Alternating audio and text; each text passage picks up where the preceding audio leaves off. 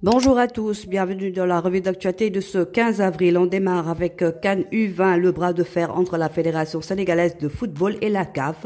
La Confédération africaine de football a décidé d'intégrer la Tunisie à la Coupe d'Afrique des Nations U20, bien que celle-ci ne soit pas qualifiée sur le terrain. Cette décision a suscité une vive réaction de la Fédération sénégalaise de football, qui a adressé une lettre officielle à la CAF le 11 avril 2025. La Fédération sénégalaise de football dénonce une violation flagrante des règlements et principes d'équité sportive, soulignant que seule la méritocratie devrait guider les qualifications. Elle craint que cette décision ne lèse des équipes qualifiées légitimement comme le Sénégal et menace de saisir la FIFA ou le tribunal arbitral du sport si la situation n'est pas corrigée. La Fédération sénégalaise de football demande aussi que cette question soit inscrite à l'ordre du jour de la prochaine réunion du comité exécutif de la CAF prévue le 26 avril à Accra. Enfin, le retour des sifflets sénégalais. La FIFA a sélectionné les arbitres pour la Coupe du monde des clubs 2025 qui aura lieu aux États-Unis du 15 juin au 13 juillet avec 32 équipes. Le Sénégal sera représenté par l'arbitre central Issassi, accompagné des assistants Djibril Kamara et Noura Bangoura. Cette nomination marque un retour important des arbitres sénégalais sur la scène internationale et leur absence à la dernière CAN U20. Au total, 117 officiels dont 35 arbitres centraux, 58 assistants et 24 arbitres vidéo ont été choisis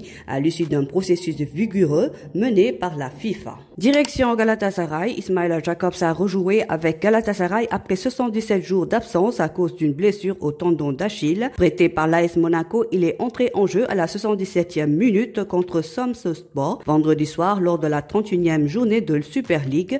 Depuis sa blessure, sa place de titulaire a été prise par Eren El Mali qui s'est imposé dans l'équipe. Jakobs ne devrait pas retrouver immédiatement une place de titulaire mais pourrait être utilisé en cours de match. Cette saison, il a disputé 19 matchs avec Galatasaray, totalisant 1303 minutes et une passe décisive. Basket à présent, Mohamed Gueye et Georges Niang, tous deux joueurs des Atalance Anx, affichent un fort attachement au Sénégal et une volonté commune de représenter les Lions sur la scène internationale. Gueye, parti très jeune aux États-Unis pour poursuivre son rêve, voit en l'équipe nationale du Sénégal un moyen d'espérer la jeunesse et de remporter les titres pour son pays, notamment lors de l'Afrobasket 2025. De son côté, Georges Niang, fier de ses origines sénégalaises, espère enfin rejoindre la sélection après avoir obtenu son passeport en 2021. Une confirmation confirmée par WeSport.com. Malgré des retards dus à des problèmes de calendrier, sa participation à l'Afrobasket 2025 en Angola semble de plus en plus probable. Le duo pourrait apporter un nouvel élan à une équipe sénégalaise en quête de son premier titre continental depuis 1997.